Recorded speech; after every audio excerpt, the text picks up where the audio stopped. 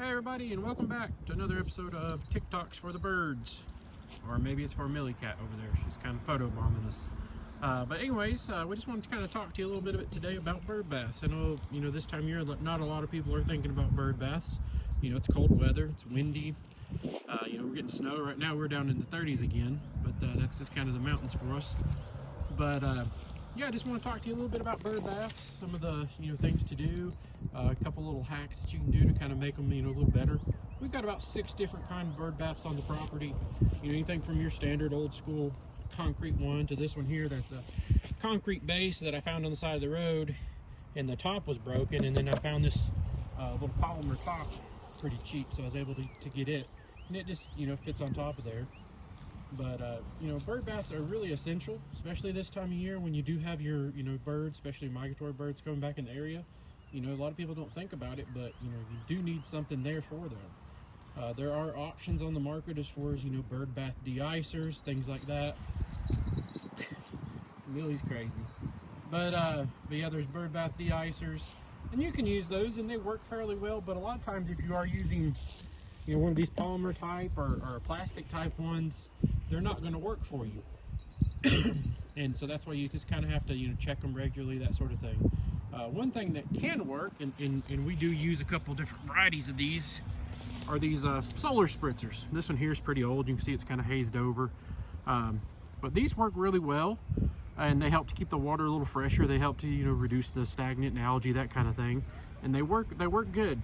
Another thing that does work well is and I wanted to say also, we do have a couple different ones of these listed on our TikTok shop if you want to check them out.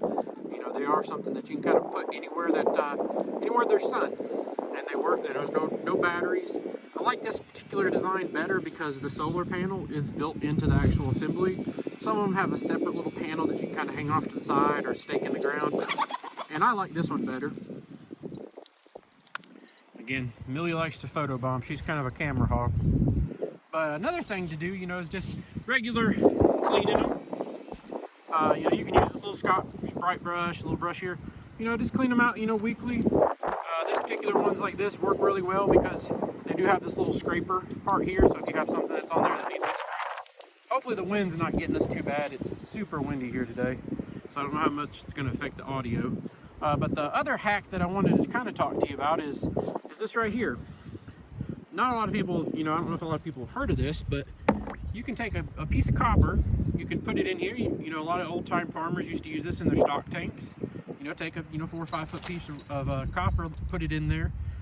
And copper is a natural antimicrobial. It's a natural antibacterial, and it'll help to reduce a lot of that in your bird bath, keep it from getting as dirty.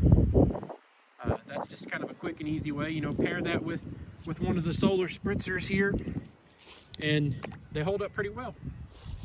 But I did want to mention too, you'll walk with me a little bit here. You need to think about not only your feathered friends but your furry friends.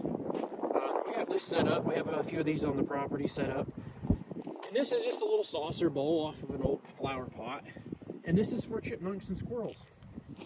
And they need to be able to get access to a water source as well. And also, we also have this bar here that goes down to the water's edge. If you put something like that, that also gives things like butterflies and stuff like that the ability to get down to that water's edge and get a drink of water as well. But anyways, hopefully you found some of this information useful. Like I said, this time of year, not a lot of people are thinking about bird baths, but it is something pretty important because we are getting more and more birds back in the area. But hope you have a good day.